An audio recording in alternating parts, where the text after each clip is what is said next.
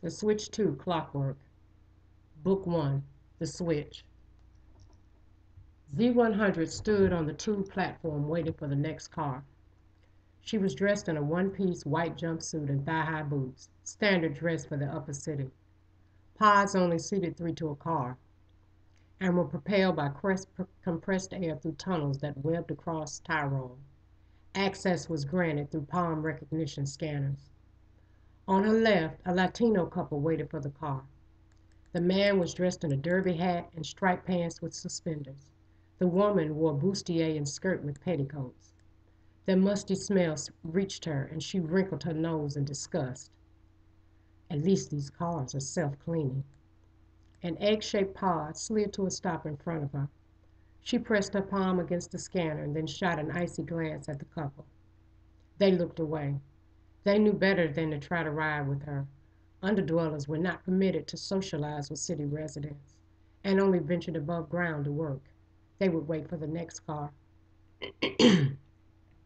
The hatch door lifted and she stepped inside, sitting on a cushion beside the 3-inch window. The pot sped off and Z100 gazed out the window. The rounded towers of York were a blur of beige and white. In the distance, she glimpsed the tripod mansion of the Supreme Leader. The car reached her platform. Z100 stepped out of the transport tube and climbed into a waiting hovercraft. "Where to, ma'am?" a mechanical voice asked. "Mulberry 5000. The hovercraft zoomed forward.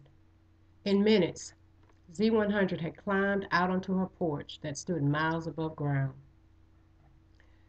She stood at the door of her oval-shaped condo and placed her palm against the flat box beside the door. A laser strip slid down her palm. There was a brief hum. "Welcome home," her house announced. The clear hatch lifted and she stepped inside.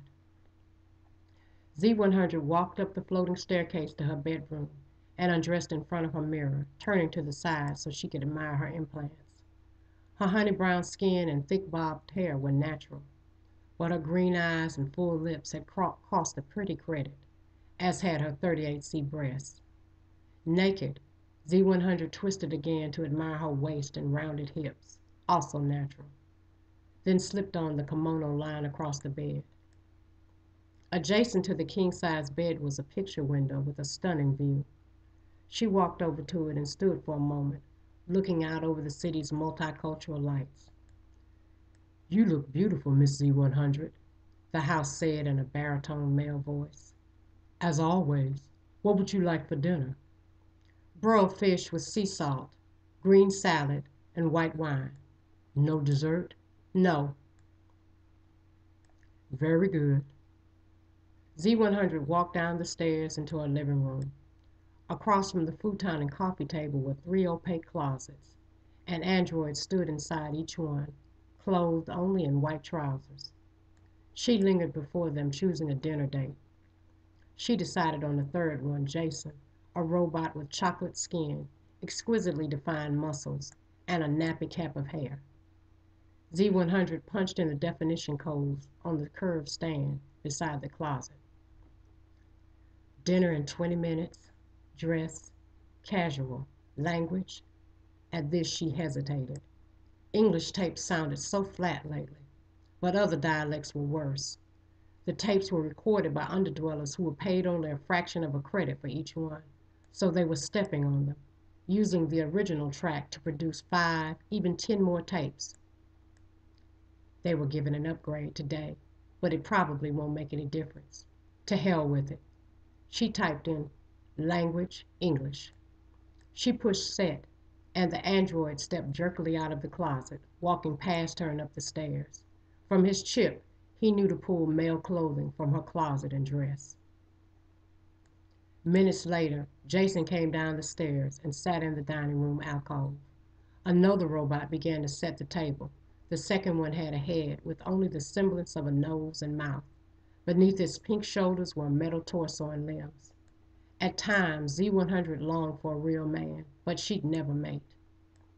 In the 25th century, doing so was dangerous. Her line of work made it even more deadly. I'm author Valjeanne Jeffers, and you've been listening to the Switch to Clockwork. Visit me at my site www.vjeffersandqveal.com. And the Switch to Clockwork is also available at Amazon and Barnes& and Noble. A mini spoiler, the Switch to Clockwork and Collision of Worlds, Immortal 4 Collision of Worlds, are interlocking novels, but you'll have to read to find out how. Peace out.